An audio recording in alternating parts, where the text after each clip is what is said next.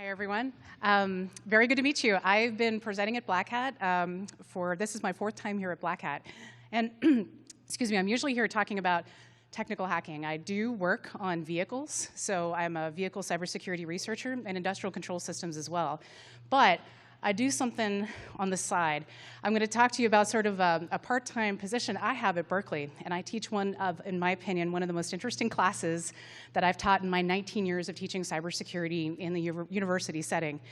And I'm here with Austin Shamlin, and we'll do an introduction in a moment, but I met Austin at ShmooCon, and I thought his nonprofit was so amazing what they're doing that we're taking Traverse Project as a client for Citizen Clinic at Berkeley in the fall. So we'll talk to you a little bit about what we're going to do for them.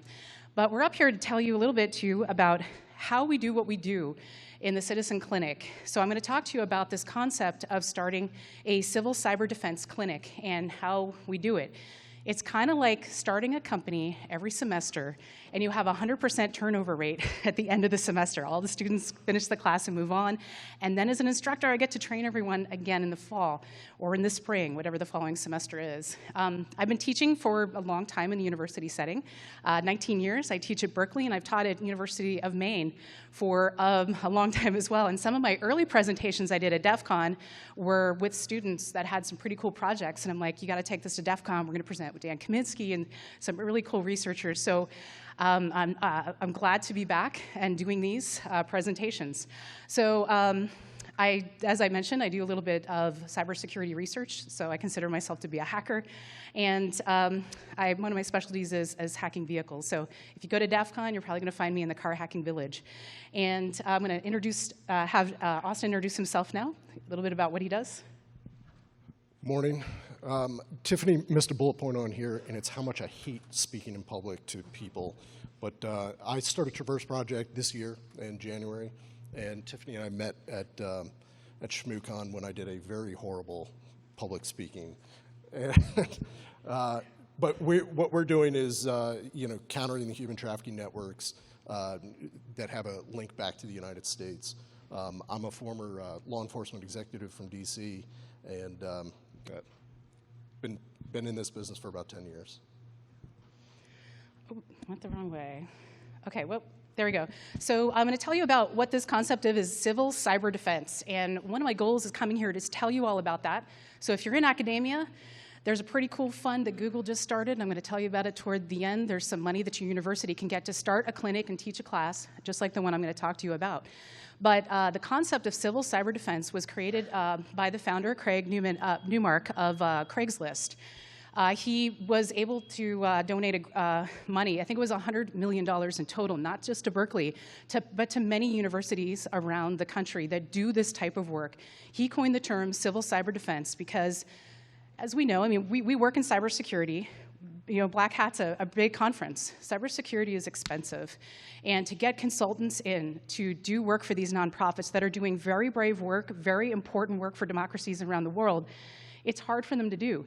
It might not be, the type of work they do. For most of our clients, it's not. They don't do cybersecurity. So we step in and we do it for free. And as an instructor at Berkeley, I can only take, I've capped my class at 14 students. I divide them into 2 groups. We have 2 clients. We usually have one client that's domestic, based in California. That's where Berkeley is. And they do different types of civil projects. The other client that I have, since I took over the class 3 years ago, the class was, I guess, kind of defunct. It wasn't really running at Berkeley. I took it and kind of infused an international human rights initiative.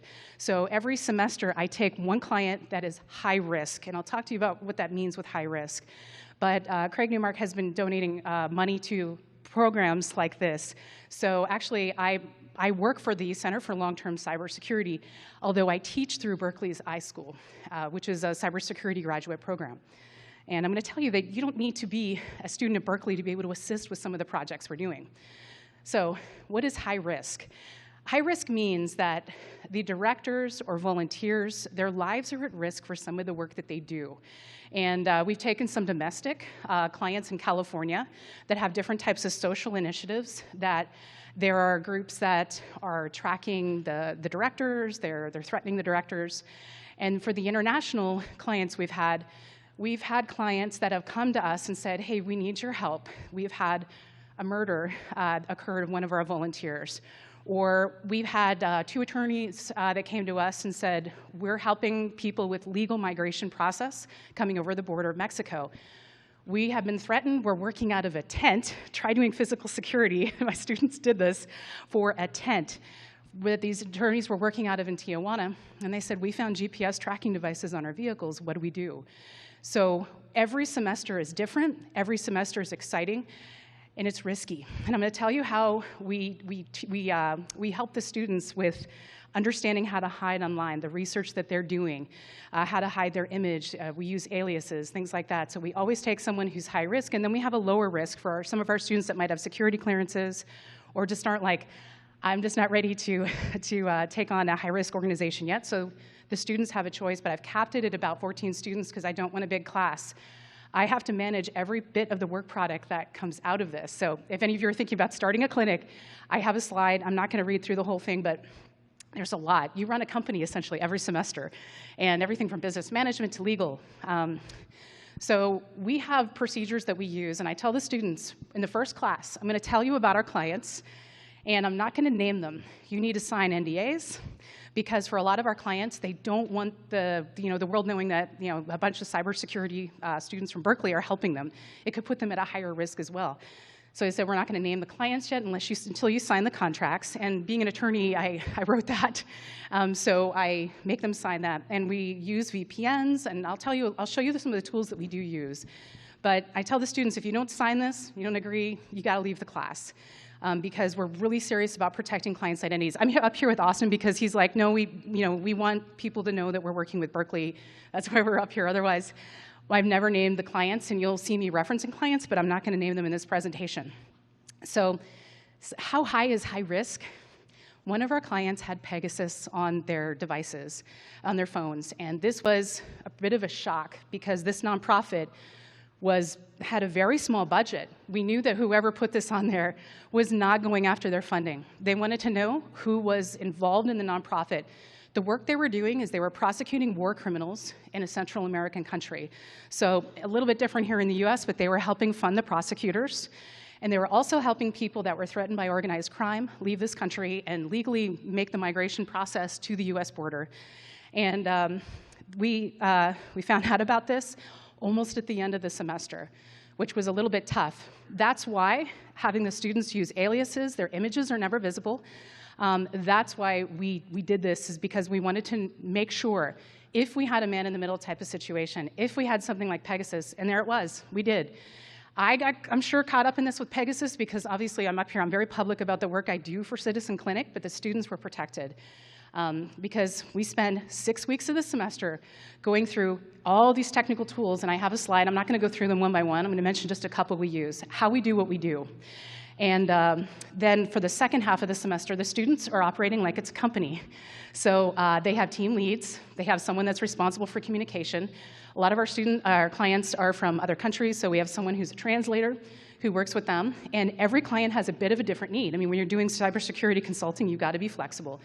And one of the hardest things for some of the students is sometimes the budget, the client's like, we have $500. So I have some students that are like C-levels at big tech companies. They're like, how do we do this? I'm like, I'll show you how, because it's better we do what we can with free tools or tools that companies have donated to us than not help them at all, because we're going to say, hey, you need this $30,000 firewall. Excuse me, our clients can't do that. So we work with them with what we have.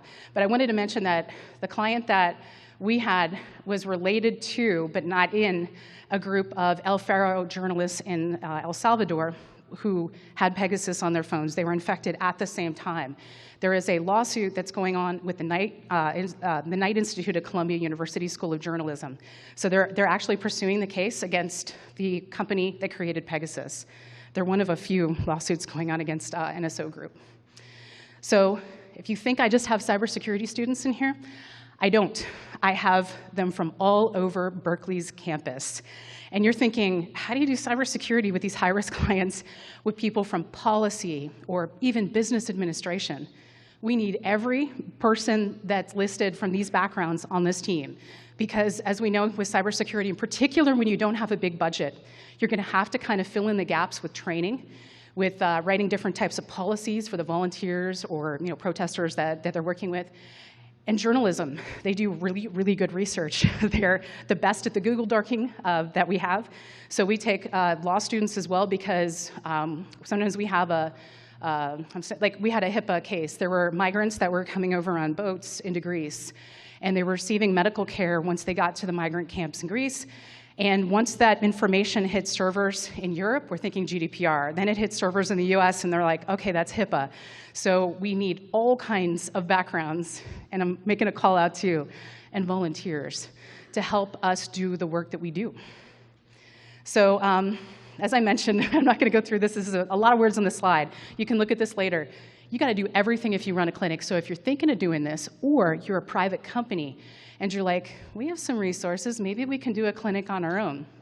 You're not going to be able to get the funding from Google, I'm going to tell you about in a moment, but this is something that a private company could do. I know you get a lot of companies I work for, 2 weeks volunteer paid time off. What if your company wanted to set up something like this with your expertise? It's possible to do because you probably also have the resources of HR. But right now, this is how I run it. I run everything. It's kind of like I'm the CEO every semester, and it's a lot of work. In particular, also, we spend 1 week on psychological resilience. All of the students must, we usually bring in a psychologist to do this, to learn about the resilience. We see some very difficult things in the work we do, and some students, in particular, those that are based in the United States originally, this is new. So we teach psychological resilience because some of the images in the stories are really heartbreaking. So we teach them how to keep going and get the work done, but it's an important part of running a clinic too, is make sure your employees, they're my students, psychologically can handle what they're going to see and hear. And don't forget about insurance, it's a big deal too. Both cybersecurity and also, I made Berkeley pick up insurance for me because I'm practicing law for the clinic as well. So that's too small. I'm not going to read through that, but if you know where to get this online, these are some of the tools we use. Obviously, we start with teaching the students how to use Tor. And mind you, I'm teaching students that never heard of Tor, and they don't know what a VPN is. So we're learning this for the first 6 weeks. It's a really hard crash course in a sense of what you need to do to protect yourself and protect our client. And if they can't proficiently use a lot of these tools, I don't allow them to talk with the client until they can. They cannot join the meetings. So I'm really strict about this because the adversaries we're taking on are pretty big. They're countries. And so we do that type of work. Ghost Protocol is one of the programs that we use.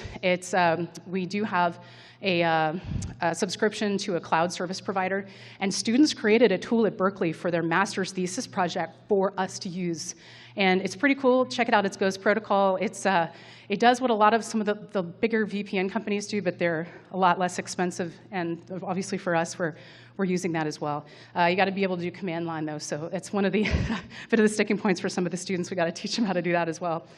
So here's an example of some of the students, or sorry, some of the clients that we have, and organizations promoting free speech in Europe, in particular, was an interesting one because some governments, and I'm not going to name them, but you can probably know who I'm talking about, put out false information. And what this group was trying to do was combat the false, the disinformation that's being put up online, both about the work that they're doing, their directors. A lot of our directors face some pretty serious trolling and disinformation campaigns online. So it's one of the things that we help them work through too, is how do you deal with that? How do you get some of that content offline? There are groups that can help with that. So I mentioned to you about the Central American organization and the American lawyers. These are some interesting clients, and here are a few others. We worked with some indigenous nonprofits that have indigenous clients, both in Africa, Central and South America. So you're thinking land rights, you know. we have those issues here in the United States with our indigenous population as well. They're trying to keep organized crime from growing coca on the lands that they've been granted. And it's a fight, and sometimes it turns very physical. And we've had clients that have come in and said, our office in this country in Africa just got shot up with, someone walked in with a weapon and then took all of our computers. So we don't know quite what we're going to face during the semester, but it's exciting, and I feel like this is quite a worthwhile project. I enjoy it. Now, mind you, this is my part-time job. My full-time job is I work in the DC area I do government contracts and things like that. I love this type of work. and it's hard. And it's one of the most rewarding things I work on writing standards right now, so manufacturers aren't really happy with me. In the automotive industry, I'm writing standards for cybersecurity. I mean, talk about 853, going through all that. Like, you got 300 changes to make. So they're not happy about that, but I know that I won't really see the results. I mean, maybe as consumers driving vehicles, I see the results with these clients. Imagine, there's no car manufacturer that's going to open my 80-page report and be like, emotional, like, oh, you've really helped us on this. Not that I need that, but sometimes in cybersecurity, you're so far down the line, you don't get to see the results of what your work. But with this, you do. For our final meeting, we've had clients that we took the burden. Cybersecurity is hard for those of us who are not here in this room. It's hard, and it's scary. They watch these movies, they think that hackers, can just get on their stuff just by being near them, and I guess in some cases they can, but not usually. And so they think that's what cybersecurity is, and they're afraid. We help them get back to doing the work that's important and they do, so we take care of that. So we take that burden off of them. Like, let us handle it. We got 4 months to work with you. So do what you do. We got to have, in the last 6 weeks, we have weekly meetings, the students do with the clients, but we've had very emotional clients at the end that's like, we'll hear from Austin in a second, but we save lives with the work that we're doing. So I feel like, I know that with automobile manufacturing, that's going to happen ultimately, but I get to see it here. So it's an immediate type of, you see the fruits of your labor. It's wonderful. So, and now I'm going to briefly mention this, and I'm going to let Austin talk about why we took this fantastic nonprofit as our client for the fall. So, are you a university? Do you work for a university? Google has a grant that they just set up. It just happened. So both because of the work the Center for Long-Term Cybersecurity at Berkeley has been doing, and they saw what's going on with Citizen Clinic, which is my class. They're going to give $1 million to about 10 universities to build more clinics like this. So more students will get these real hands-on training in cybersecurity. Right now, these are all the clinics that are in the United States. They're not a lot, and some don't do high risk like we do, and that's just fine. They do small businesses. Up at MIT, they do public works, protecting water systems or water supply. But we can start more clinics, and Google's helping with that. Overall, they've donated $20 million to this fund to help change cybersecurity education and get nonprofits the cybersecurity consulting they so desperately need. So there's the link for some of this information. And I'll have one. If you want to start a clinic and you are in here, you're a university professor, there you go. And you can fill out that form, and I'll get information to you, what you need for that. And now I'm going to let Austin talk about the awesome work that he does. You were supposed to take most of the time. You have a great amount of time because I was very glad to work with Austin's organization. I volunteer for them, too, on the side. So, yeah. She does. Well, thank you for introducing me. And down.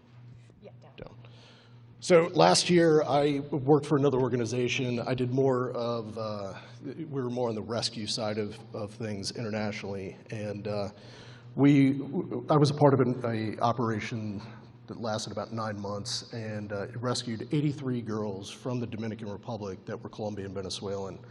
And I tell that story, and everybody's like, wow, that's such an amazing thing. It's a really big impact. But the reality of it is that those 83 girls were replaced within a matter of weeks. And the bad guys just figured out what tactics we used to find them, and they changed, right? So we essentially have to just go back and mow the grass again every couple of weeks or every couple of months. And so, I started Traverse saying that we needed to concentrate more on the root cause of these, or the transportation issue, the supply chain issue, than the sensational siloed approach that the industry's taken for a long time. Law enforcement in the United States, their hands are so tied. They're understaffed, under budget, and just don't have the resources to be able to do it. And that's on the federal side. On the local side, a lot of the locals have like one detective that works human trafficking, right? And they just have cases upon cases. I know one of our partners, they tossed over to a detective in Charlotte about 20 cases. 6 months ago, he's still working on the third one, right? So it's a never-ending battle, right? One thing that I like to do is I like to kind of set the line, or the expectation of what human trafficking is versus human smuggling, right? Every time I talk in Texas, they're like, oh my God, we have all these, illegal migrants coming across, and that's trafficking. It's not. That's smuggling. Probably like 10%, maybe less than that, are actually trafficked. But what we do is we identify through patterns and trends that there is a network. Then we try to map that network from end to end. And then we work with law enforcement or other governmental bodies to come up with a disruption strategy of how we can hit it with the least amount of force and knock the whole network out, right? And that is the only way that we're going to be able to start solving this problem, right, is to get ahead of it. So we work on any networks with a nexus back to the United States. These are some of our partners. Skull Games, I'm sure some of you have heard of Skull Games before. They're doing amazing work. What they do is they bring a bunch of volunteer analysts to one spot in the United States about 3 times a year for 2 days. And they have just cases upon cases, and they've gamified hunting down traffickers. They do really, really great work. And then Collective Liberty is another really great partner of ours. But everybody on this has worked with us by either donating time, resources, personnel, or their technology to us. And that's a huge help to us. Human trafficking is the fastest growing global crime, right? It has already bypassed arms trafficking. All the numbers you see are guesses at best. I would probably say that it's pretty close if it hasn't already bypassed narcotics trafficking. And this is just some of the numbers. A lot of people think that it's men that are trafficking. What we've seen is that there's a lot more women involved in trafficking people than there is than what people think. And a lot of that is because you have a woman who's been trafficked, and her way out of that life is to become a recruiter and to become a trafficker. But since 2016, we've seen a 12% growth. That's about the equivalent of the population of DC being enslaved since then. And when we're talking about internationally or domestically, enslavement is not the wrong word to use, right?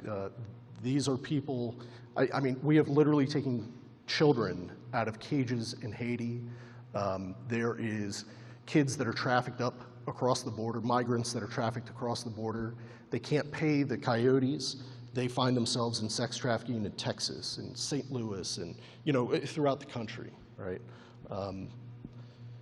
So it really is the right word to use. This is what we do. We just identify that there are patterns and trends. Right now we're working on a couple different projects that I'll go into in a minute.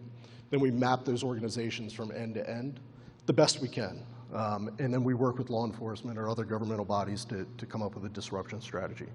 And on our disruption team, we have people from academia to former special operations, that come from Tier 1 assets, professional problem solvers. So we really have a great team of folks that come up with some incredible ways to kind of take the money out of this. And the other reason we go after any organization with a nexus back to the United States is in some of these countries, the laws haven't caught up, right? So there really is no crime that's occurred on the books, right? So if we can draw it back, a nexus back to the United States, we can work with state or federal prosecutors to find how they can do, anything from civil asset forfeiture to criminal charges. And there's always money laundering, if you're involved in any illegal activity, there's always money laundering. This is how we measure our success. I know that if you go to a bunch of our colleagues' websites in this industry, you'll see like the ticker that says we've rescued 10 million people this year. We don't like to do that. I think that kind of re-victimizes the victims. But this is how we measure our success. Networks mapped, target packages given to law enforcement, those evidence packages, victims identified, and then the arrest and prosecution or the disruptions that happen. So these are the two things that we've got current going on. Operation West Keg it's more of a larger project, and then we have smaller projects underneath of them. But that started in Houston. We're actually based in Houston, headquartered in Houston. So we like to give back to our local community. A lot of our donors and folks, we want to ensure that they're seeing fruits of the labor, right? But what we've done here is we started mapping, and I can show you a map, and we'll come back. So this is Houston here. We've taken data from everything from Yelp ads to crime reports and so on and so forth, everything we could possibly find to build out a heat map. And then once we've identified some places, we'll start trying to put those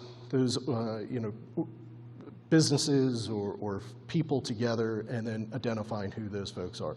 The purpose of this is of WestKeg was to identify in Houston networks and then push it down across the border into Mexico. And eventually, we'd like to link that from Texas all the way down to Peru and Guatemala and Colombia. And what we're seeing in Houston area is massage parlors that were traditionally like Asian females, and these massage parlors are now like almost overnight being replaced by Venezuelan, Cuban, Colombian girls, which is it's a trend that's kind of concerning to us. Let me just go back to that. And then Project Key is one of our analysts came to me and said, hey, we really want to tackle the sextortion issue. If you're not familiar with sextortion, there's been about a dozen kids that have committed suicide in the last couple of years. And this is all a social media thing where you have like a Romeo, as we refer to, who comes on, seduces a teenage child that's vulnerable and gets them to send naked images of them or videos of them, and then threatens to expose those images if they don't send money. So these kids, if you're 15 years old and you've just sent somebody who you thought was in love with you a naked picture, and now they're threatening to put it all over the internet, it can be pretty devastating. So we've seen about a dozen suicides because of this. This is one of the fastest growing issues in the United States with kids. It's only going to continue to grow. There's a great documentary called Sextortion. I recommend everybody with kids see it. Have your kids see it as well. So we wanted to make sure that the word was getting out over social media platforms to that 13 to 17-year-old and make them aware of what's going on and what to look for. And it's the same tactics that they're using for domestic trafficking as well. So far he's reached about 200,000 kids over Discord, I believe. And we're looking at pushing that out platform, to platform-wide on Discord, and then have other platforms pick it up. So if anybody has any connections, Rap Room. All right. And that is it. Told you should have done 30 minutes. Actually, that's not quite it. Do you have the clicker? Yeah. Slide. There we go. So what we're here to do is we're not here to talk about a new exploit, or a lot of the presentations here have really cool research. We're here to talk about what you can do with your skills. Do you have 2 weeks paid time off to volunteer from your company? Traverse is a 501c3 nonprofit, and so is the Center for Long-Term Cybersecurity. I can't do all the cybersecurity specialties on my own, so I reach out sometimes to specialists. So one thing we don't do, but we do appreciate the research skills, is red team. We don't do any penetration testing on our client site. It's just more than what we can manage when students knock stuff down by accident. But your research skills and how you approach a problem is needed. So if you are here and you're like, I'm not in cybersecurity yet, I'm doing some policy, or I'm an attorney, we need your help too. So if you are looking for volunteer opportunities, and here are 2 nonprofits that we need help approaching this problem. So Google and Craig have made some really good investments that have helped us keep going and doing what we're doing, but we still need help from all of you. And maybe someone out there is interested in starting this type of program at your company, at your university, and we have resources to help you do that. The Center for Long-Term Cybersecurity has a link on their site that I have on a previous slide, but you can also contact us here, and there's my email, and there's Austin's email is here as well. And let us know if you're interested in what you can, whatever you can do to help. We'd like to know. So we have some Google Forms that we put up. So one is for if you want to start a clinic, and one is for if you want to volunteer with us. But we're out there saying you have extraordinary skills. I know how powerful this community is, and in particular with the hackers in here too. Your problem-solving skills are needed. So that's what we'll do is we have some time for questions. And if we run out of time, we're going to go to the wrap room afterwards, so you can follow us out and ask us some more questions. But does anyone have any questions about the work we do or different types of clients we've had without, I can't name who they are, but I can talk to you a little bit about what they do. Go ahead. Hi. I don't know if, can you hear me? We can hear you. All right. So I'm from Toronto, Canada. Great idea. I love the idea. I guess, do you have any expansion into other countries and working with people in other countries as well? Actually, in Canada, so we're Citizen Clinic. Have you heard of Citizen Lab? Yes. Yes, okay, so Citizen Lab was created at about the same time Citizen Clinic was. So when we found out we had Pegasus, one thing we didn't have the resources to do that semester was forensics. So we made a call up to Citizen Lab. So we're not officially connected, but yet we were started at the same time, hence the Citizen. So we do have some contacts, but it's something that if you are from another country, we, in particular with Austin too, we're looking for other contacts in other countries because we don't just do work that's domestic. So yes, we would love to have some contacts in Canada and other places as well. Yes. Thank you. I have a question for both of you. They're two separate questions, though. My name is Christopher Burgess. I'm freelance media. With respect to the clinic, do you receive federal funding, and if you do, from what entity? Let's see. The federal funding, we don't receive any direct federal funding. We as University of California, we receive some funding through the state of California. But really, everything that you see here up to the Google grant is about to come into effect. You're not receiving money through DHS? No, we don't. State? We don't at all. So it's just all donations and through the state of California. Perfect. My question for Austin, great program. This is a topic I've followed for umpteen years. At the macro level, we see the Department of State has their TRIP report, the Trafficking in Persons report, and that gives us a view of the world. And touching on all three sectors that you did, the labor, as well as sex trafficking, and then the enslavement. How does your information percolate up to the federal level so that they can benefit from that and, in turn, provide you resources? Because they have the eyes in all the countries where we have diplomatic presence, and that feeds that TRIP report each year. Yeah, so the information that goes in the TIP reports comes directly off of their analysis of the individual programs in these individual countries, right? And there's a matrix that they use for what they're doing prosecutorial-wise and statutorial. They wouldn't take any information from us because we're too small, but we do try to pass as much information. I think that one of the biggest problems in this business is that human trafficking is the most overused word in human trafficking, right? If you go from state to state, it varies. You go from country to country, it varies. In a point that you just made that, human trafficking consists of all these different categories and then subcategories under that. 28 million people for labor trafficking, but organ harvesting, sex trafficking, and everything else falls under labor trafficking, right? More people enslaved today than in any time in history. Absolutely. So we try to, I think one of the biggest things to push this industry forward is we need to get solid information, right? We need to learn better ways to quantify the problem so that we can measure what successes that we're having, right? And I don't think that anybody's figured it out yet, just because it's such a large global issue. But our information doesn't head up to State Department. We do work with some people at State because we obviously want them to push Magnitsky Act, accordingly to, some of the big, if we used a drug kind of term, but a kingpin, right? But yeah, we work with DHS, Homeland Security Investigations. They're fantastic when it comes to human trafficking, but their hands are tied as well. So thank you very much. Yeah, I hope that answered your question. And by the way, just real quick, on my email, you don't need to put my last name. It's just Austin at Traverse Project. Sorry, that changed. Sorry about that. No, it's all right. All right. So sorry if I missed it, but in regards to Project Key, What is the plan to reach out to 2 million teenagers this year? How are you doing that? Project Key. In fact, isn't that the one that one of my students from Berkeley is helping you with that? Yes. Yeah, so I'm sending my students over there. Volunteer here. I have stolen them. Yeah. And I'm sorry. It's the sextortion. Right. Yeah. What was the question? The question is, how are we? How are you going to reach out to those 2 million teenagers this year? That's the goal. What's the Project Key? What are you going to be doing with that? Right. So it's just an awareness program. We want to make 13 to 17-year-olds aware that this is what you need to look for, so you don't become a victim of it. That's pretty much it. You know, a lot of it's being operated out of West Africa, and obviously, you know, U.S. doesn't have jurisdiction over there. It's kind of like the new scam of you know, the call center scams that they were having out of Africa before. So it's following the same types of trends. So it's going to be difficult, other than just making kids aware of what they need to look out for.